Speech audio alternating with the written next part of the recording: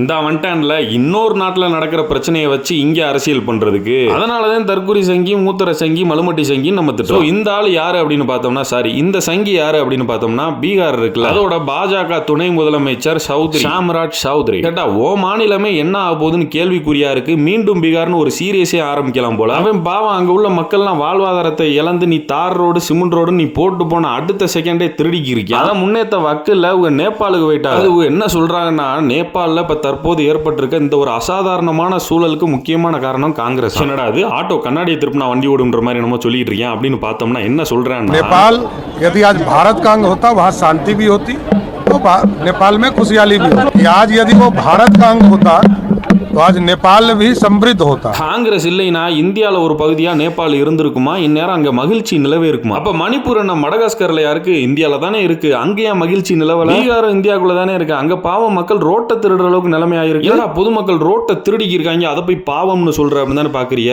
அவங்க ரோட்டை திருட வச்சதே இவங்க தான்.